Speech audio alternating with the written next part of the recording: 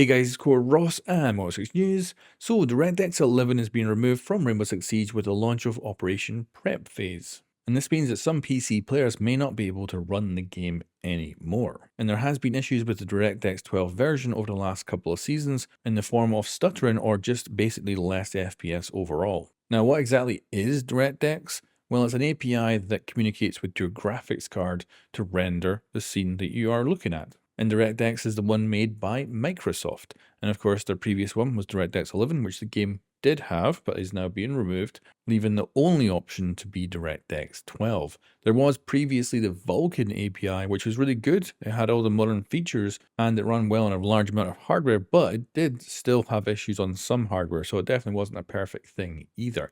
But now we're moving on to DirectX 12, and this one does have some problems. Now, looking at the system requirements that have been updated for DirectX 12, we can see that Rainbow Six Siege should still run on a potato, with the lowest CPU being the AMD Ryzen 3 1200 or the Intel Core i5 4590, 8GB of RAM, and then the graphics card either an AMD RX 460 or a GeForce GTX 750 Ti.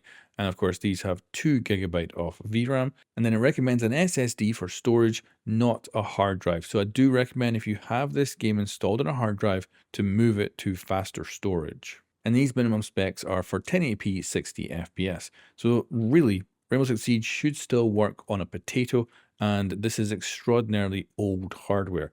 The problem is we are hearing people have issues with stuttering and FPS drops and just low FPS in general on all kinds of different hardware, and this is my worry going into the new season. A lot of players will have big issues. Now, console players, this is not something you need to worry about, at least not yet.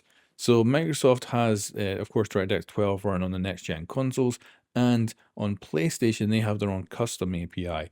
However, there is the potential that the older generation consoles, which still use the older API, may end up getting dropped in support at some point in the future, because it looks like, of course, Ubisoft here is cutting back all the APIs. They've got rid of Vulkan, they've got rid of DirectX 11. They're now only going with DirectX 12, which is presumably easier and cheaper, I would assume, to maintain one API rather than three that they were doing back in the day with Vulkan, DirectX 11 and 12. Now, at first, we had no clue why they were doing this, because a couple of seasons ago, they told us that DirectX 12 was going away. Originally, it actually was going to go away last season, but they pushed it to this season.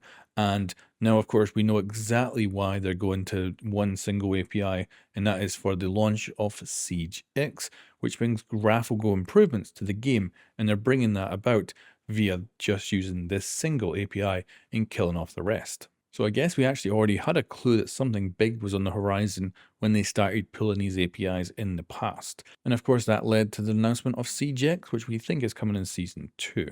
Now guys, to end this video, I'd love to just hear your comments below on what you think about this, and of course when the season launches, come back to this video and report if you have any issues, or even if things are actually going fine. And if you could format your actual response with how things are going, if it's good or bad, if you're getting stuttering or just simply low FPS, and what your hardware is, as I would love to know if there's a pattern to which hardware might not be working as good as others, or if it's just, as it seemed before, be kind of random. And for troubleshooting, I recommend you get onto the latest drivers and make sure your game is installed on an SSD, not a hard drive. That could easily cause some stuttering in game.